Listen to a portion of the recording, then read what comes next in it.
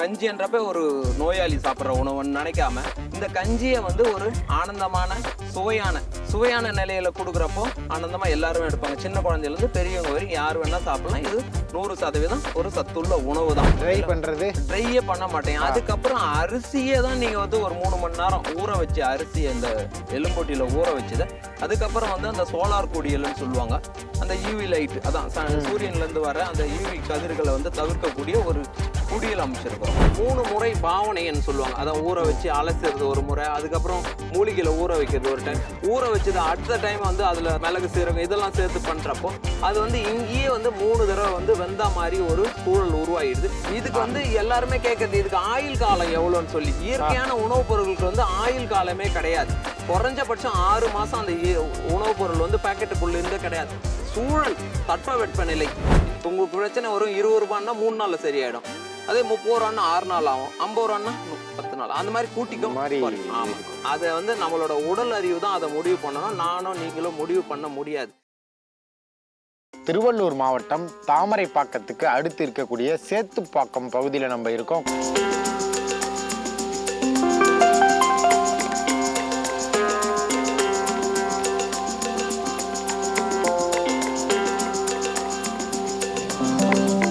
கொசஸ்தலை ஆற்றின் படுகையில இயற்கை விவசாயம் செய்யக்கூடிய கஞ்சி வைத்தியர் நம்ம கூட இருக்காரு.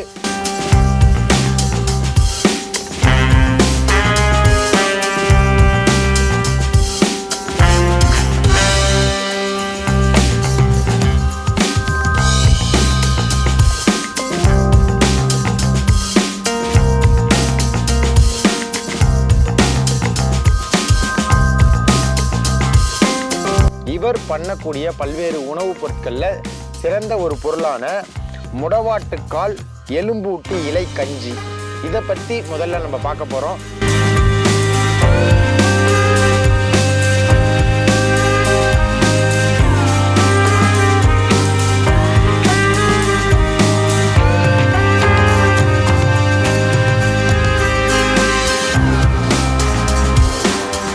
வணக்கம்.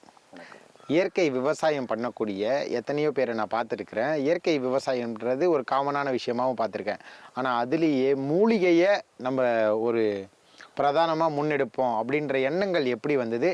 அந்த மூலிகையை உணவுப் பொருளாக மாற்றி எப்படி கொடுக்கலாம், இந்த சிந்தனை எப்படி வந்தது? விவசாயன்றது வந்து ஒரு தொழிலோ ஒரு வேலையோ கிடையாது. அது நம்ம வாழ்வில் ஒரு அங்கம். அப்போது அந்த கீரைகளும் மூலிகை என்பதும் நம்ம வாழ்வில் ஒரு அங்கம். நமக்கு எப்பெல்லாம் தேவை இருக்கோ அப்போ அந்த கீரைகளோட உதவி நமக்கு தேவை இருந்தது. அப்போ வந்து இப்போ பார்த்தீங்கன்னா ஒரு கீரை வந்து வெய்ய நாளில் கிடைக்காது. மே மாதம் ஜூன் மாதம்லாம் கிடைக்காது. அப்போ கிடைக்கிறப்ப நம்ம அதை பதப்படுத்தி வச்சுக்கணுன்றதுக்கோசம் தான் அந்த பதப்படுத்துகிற தன்மைக்கு நம்ம வந்திருக்கிறோம்.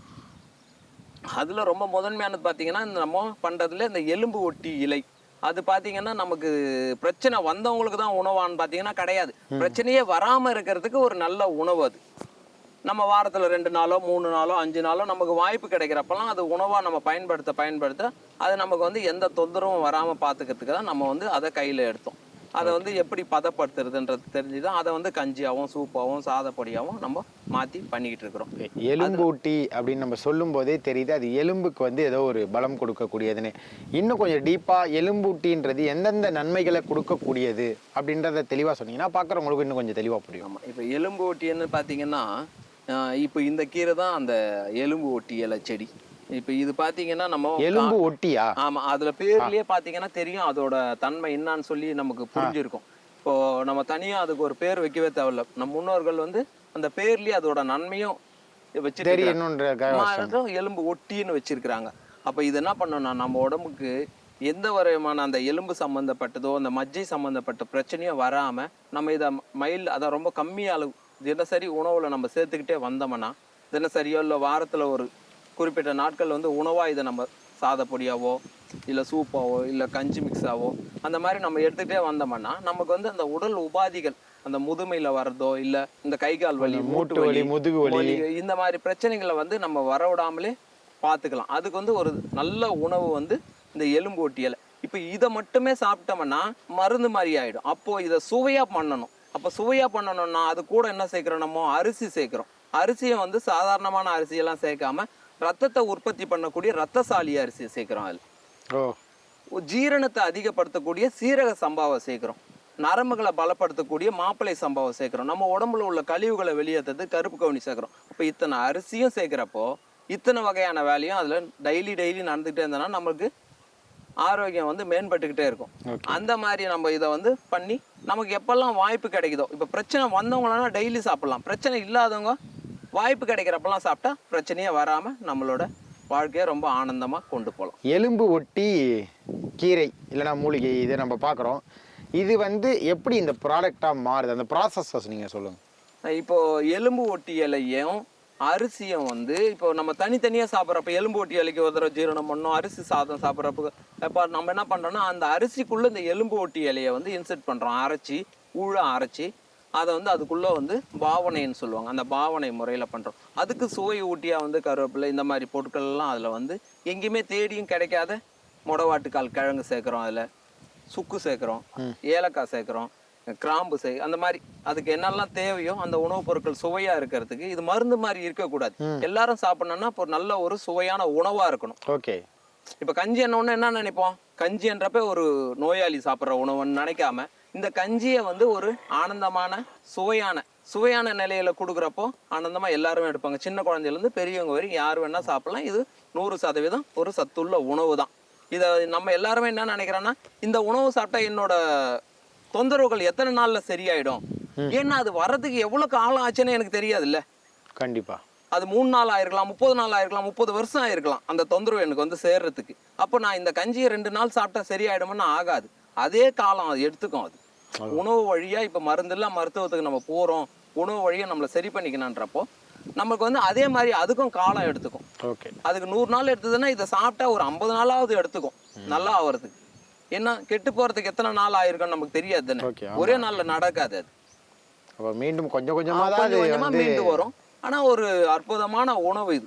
இந்த மாதிரி வந்து நம்ம ஒரு 40 வகையான உணவுகள் செய்யும், ஒவ்வொன்றா நம்ம பார்ப்போம். இன்னைக்கு இந்த மூலிகை இருக்கு இல்லையா, அந்த எலும்பு ஒட்டி கீரை மூலிகை ஏதோ ஒன்று, அதை கொண்டு போய் இதை வந்து எப்படி டைரக்டா நீங்க அரிசியோட சேர்த்து பண்ணீங்க, அதை அப்படியே அரிசியோட அரைச்சல்றதா, இதை எதுவும் பதப்படுத்துவீங்க? இது ஒன்றும் இல்லையா, இந்த கீரையை பறிக்கிறோம் தோட்டத்துலேருந்து. நம்ம தோட்டத்தில் வந்து ஒரு 1000 செடி வரையும் அதை வச்சு வளர்க்குறோம். இந்த தோட்டத்துலேருந்து இந்த கீரையை வெட்டி கொண்டு போய் நல்லா தண்ணியில் அலசிட்டு சுத்தப்படுத்திட்டு அதுக்கப்புறம் வந்து கூழாக அரைச்சி அரிசியில் பாவனை ட்ரை பண்ணுறது. ட்ரையே பண்ண மாட்டேன். அதுக்கப்புறம் அரிசியை தான் நீங்கள் வந்து ஒரு 3 மணி நேரம் ஊற வச்சு, அரிசியை இந்த எலும்பொட்டியில் ஊற வச்சுதை அதுக்கப்புறம் வந்து அந்த சோலார் குடியல்னு சொல்லுவாங்க, அந்த யூவி லைட், அதான் சூரியன்லேருந்து வர அந்த யூவி கதிர்களை வந்து தவிர்க்கக்கூடிய ஒரு குடியல் அமைச்சிருக்கிறோம். காய வைக்கலான்னீங்களா வந்து கீரையை நம்ம காய வைக்க மாட்டோம், அதை வந்து மாற்று முறையில் இப்போ வந்து அந்த அரிசியில் வந்து பாவனை முறையில் அதை அரைச்சி ஊற வச்சு மொடவாட்டுக்கால் கிழங்கு மிளகு எல்லாம் சேர்த்து எல்லாத்தையும் அரைச்சி அந்த அரிசியோடு சேர்த்து கலந்து ஒரு 3 மணி நேரம் வச்சு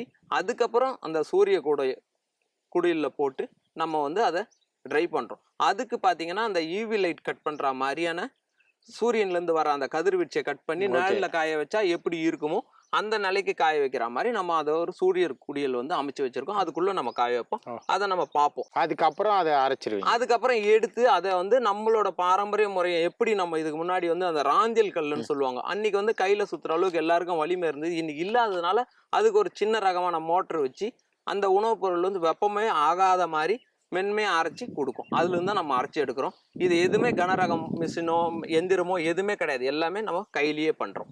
ஓகே. உண்மையிலுமே இது வந்து எனக்கு தெரிஞ்சு இதை வாங்கி ஒருத்தர் ப்ராசஸ் பண்ணுறதுலாம் ரொம்ப கஷ்டம். ஏன்னா சோலார் குடியில் வந்து ஒருத்தர் அமைக்கிறதுலாம் கஷ்டம். அந்த வகையில் இது உண்மையிலுமே ஒரு தரமான ஒரு வேலை தான். அடுத்ததாக இதில் போட்டிருப்பீங்க எப்படி இதை எப்படி சாப்பாடுக்கு எடுத்துக்கணும் அப்படின்றது. இருந்தாலும் நீங்கள் இப்போ உங்கள் வாயால் இது ரொம்ப சமைக்கிறது வந்து இப்போ ரொம்ப இருக்கிறதுலே ரொம்ப ஈஸியான ஒரு உணவு. இப்போ பாரம்பரிய அரிசினால எல்லாருக்கிட்டையும் இருக்கிற ஒரே ஒரு கேள்வி என்னன்னா, அது வேக வைக்கிறதுக்கு நிறைய நேரம் எடுக்கணும். அப்போ நம்ம இதை வந்து 3 முறை பாவனைன்னு சொல்லுவாங்க, அதான் ஊற வச்சு அலசுறது ஒரு முறை, அதுக்கப்புறம் மூலிகையில ஊற வைக்கிறது ஒரு டைம், ஊற வச்சது அடுத்த டைம் வந்து அதுல மிளகு சீரகம் இதெல்லாம் சேர்த்து பண்றப்போ அது வந்து இங்கேயே வந்து 3 தடவை வந்து வெந்தா மாதிரி ஒரு சூழல் உருவாயிடுது. அதுக்கப்புறம் நம்ம அதை வந்து குரணையா உடைக்கிறப்போ வந்து இப்போ 1 மணி நேரம் வேகிறது வந்து அதுல இருந்து 20% குறைஞ்சி 5 நிமிஷத்துல வெந்துடும் இது நம்மளுக்கு. அப்போ நமக்கு இப்போ ஒரு 300 ml அந்த கஞ்சி வேணும்னா ஒரு 1/2 லிட்டர் தண்ணி வச்சுட்டு இதை வந்து ஒரு 30லேருந்து 40 கிராம், அதான் ஒரு குழிக்கரண்டி சாம்பாருக்கு எல்லாம் ஊற்றுவோம்ல அந்த குழிக்கரண்டி ஃபுல்லாக போட்டால் ஒரு 30லேருந்து 40 கிராம் கிடைக்கும். போட்டு மிதமான வெப்பத்தில் வச்சுட்டு ஒரு 5 நிமிஷம் கிண்டிக்கிட்டே இருந்தோம்னா ஒரு நல்ல வாசம் வரும். அதான் சாப்பிட்ற மாதிரியே ஒரு வாசம் சிம் வரும். ஃப்ளேவர்லேயே வச்சிருந்தோம். வச்சு கொதிக்க வச்சோம்னா ஒரு நல்ல வாசம் வரும். வாசம் வர்றப்ப நம்ம தெரிஞ்சுக்கலாம் இது தயாராகிடுச்சுன்னு. அப்போ தேவையான அளவுக்கு உப்பு மட்டும் அதில் போட்டு ஆஃப் பண்ணிவிட்டு ஆறுனதுக்கப்புறம் இதை காலை உணவாக சாப்பிட்றது ரொம்ப நல்லது. ஏன்னா காலையில் வந்து டீ காஃபி இட்லி தோசை சாப்பிட்றதுக்கு முன்னாடி இதை சாப்பிட்டுட்டு அதுக்கப்புறமா நீங்கள் என்ன உணவு சாப்பிட்றோமோ அதை சாப்பிட்றது ரொம்ப நல்லது. ஆனால் இது வந்து தண்ணியில தான் பண்ணணும், பாலோ தயிரோ மோரோ சேர்க்க வேண்டியதில்லை. தண்ணியில பண்றப்ப நல்ல ஒரு அற்புதமான பால்ல பண்ணக்கூடாதா? பண்ணவே தேவையில்லை. ஏன்னா அதுல நம்ம கீரை சேர்த்துருக்கிறோம். அதனால பால்லாம் தேவையில்லை. வெறுமனே தண்ணியில பண்ணாலே ரொம்ப சுவையா இருக்கும். இல்ல தண்ணியில பண்ணா சுவையா இருக்கும், பால்ல பண்ணக்கூடாது. அதான் சொல்றேன், பால்ல வச்சா பால் தெரிஞ்சிரும். பால்ல வச்சா அப்ப இது செட் ஆகாது. ஆமா, அது என்ன அதுல சுக்கு சேர்த்துருக்கிறோம், மிளகு. எதுக்கு இந்த கிளாரிட்டி கொடுக்குறோம் தெரியாம சில பேர் பண்ணிடக்கூடாது. ஏன்னா பால் கெட்டுடும். இது போட்டோம்னா ஏன்னா அதுல மிளகு இருக்கு, சுக்கு இருக்கு, சீரகம் இருக்கு, அதனால இது பால் கண்டிப்பா கெட்டுடும். பால்ல பண்ணக்கூடாது, தண்ணியில மட்டும் தான் பண்ணணும். இதுக்கு வந்து எல்லாருமே கேட்கறது இதுக்கு ஆயுள் காலம் எவ்வளவுன்னு சொல்லி. இயற்கையான உணவுப் பொருட்களுக்கு வந்து ஆயுள் காலமே கிடையாது. குறைஞ்சபட்சம் 6 மாசம் அந்த உணவுப் பொருள் வந்து பாக்கெட்டுக்குள்ள இருந்தே கிடையாது. சூழல் தட்பவெப்பநிலை இன்னைக்கு வந்து 20 டிகிரிக்கு கீழே போகுது சூழல்ன்றப்போ, அப்போ ஈரப்பதம் காத்துல அதிகமா இருக்கும். அப்போ ஈரப்பதம் கட்டுறதுனால அதுல வந்து எந்த ரசாயனமோ எந்த நஞ்சு பொருட்களோ இல்லை.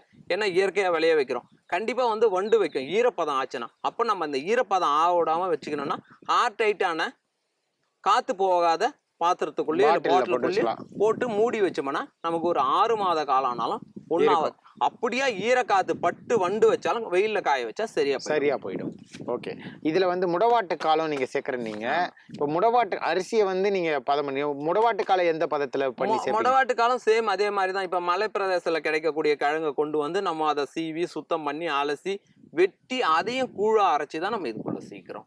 அதையும் வந்து அந்த 2வது பாவனையில வந்து அது வந்துடும்.